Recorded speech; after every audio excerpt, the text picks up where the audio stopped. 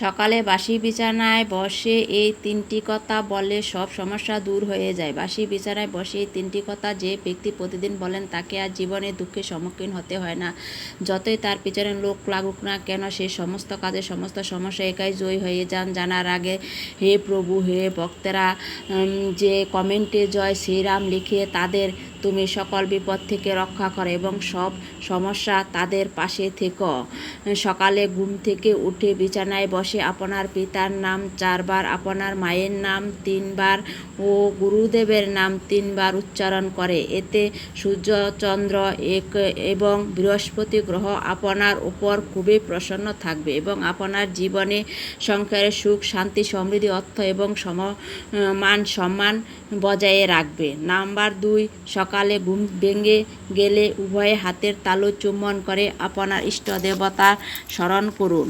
প্রতিদিন এটি করলে মা লক্ষ্মী, মা সরস্বতী এবং ভগবান শ্রীকৃষ্ণের আপনি আশীর্বাদ পাবেন।